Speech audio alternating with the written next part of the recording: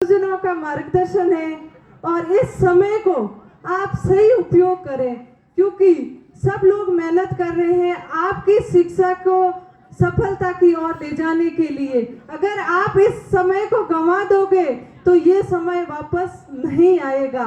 तो इस तरह ही मुझे भी बचपन में स्कूल जाने का मौका मिला, लेकिन मेरा 8वीं में ही स्कूल छूट गया, आगे शिक्षा ग्रहण करने का मौका नहीं मिला। 4 साल की उम्र में माताजी का साथ छूट गया, मेरी माताजी नहीं रही और मुझे माँ का प्यार नहीं मिला। जब मैं 16-17 साल की उम्र की थी तब मेरी शादी हो गई। शादी के बाद भी आर्थिक स्थिति घर की ठीक नहीं थी, क्योंकि मेरी 8वीं में स्कूल छूट गई थी, मेरे हस्बैंड की 5वीं में, तो कोई स्थायी रोजगार हमारे पास में नहीं था। और मेरा ससुराल यही पड़ोसी गांव मंगले की बेरी में है, आप लोगों में से किसी को पता होगा।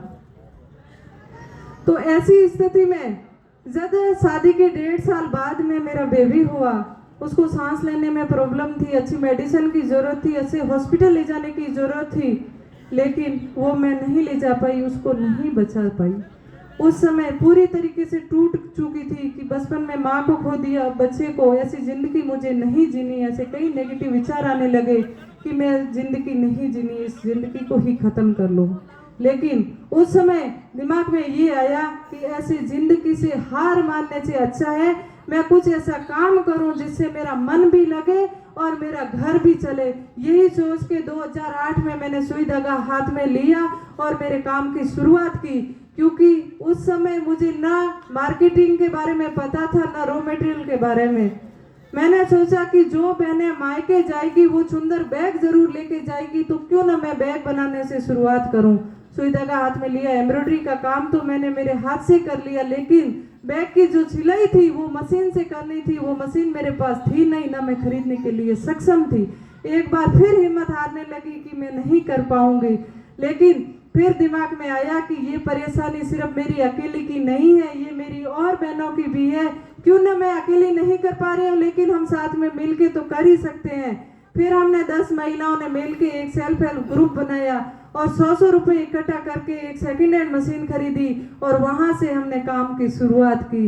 लेकिन सफर यहीं खत्म नहीं हुआ, क्योंकि अब हम 10 महिलाएं हैं, 10 महिलाओं के लिए काम कहां से आएगा, इतना बैग कोई नहीं खरीदेगा। तो हमारी परेशानी और बढ़ गई। उस समय हमने इधर उधर काम की तलाश शुरू की, तो किसी ने बताया कि ग्रामीण विकास चेतना संस्थान, जिसकी मैं प्रेसिडेंट हूँ, उसके बारे में कि ये संस्थान है जो महिलाओं के लिए काम करती है, शायद आप उनके पास जाओगे तो आपको भी मदद मिलेगी। तो यही सोच के हम 2-3 बहनें मिलके वहाँ गए और संस्थापक है विक्रम जी, उनसे जाके मिले। हमने बोला कि हमारा समूह बना हुआ है, हमें काम की जरूरत है, हम इसीलिए आए। तो उनको लगा कि हम इतने सालों से महिलाओं को काम से जोड़ने का प्रयास कर रहे हैं, लेकिन आज खुद महिलाएं हमारे पास आई है, तो ये आज आए कल नहीं आएंगे, उनको विश्वास नहीं हुआ। लेकिन मैंने कहा हमें काम की जरूरत है, हम इसीलिए आए हैं।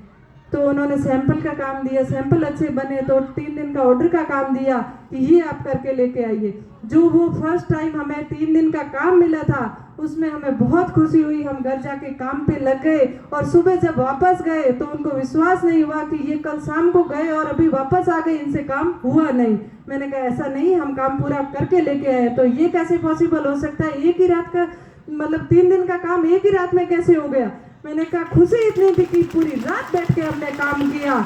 तो उसके बाद में विश्वास हो गया कि वास्तव में ये काम करना चाहते हैं। फिर मुझे लगा कि गांव में दूर दराज ढाणियों में जो मेरी बहनें बैठी है, जिनके पास में इनकम का कोई सोर्स नहीं है, उनके लिए मुझे काम करना है, मैं कैसे करूं।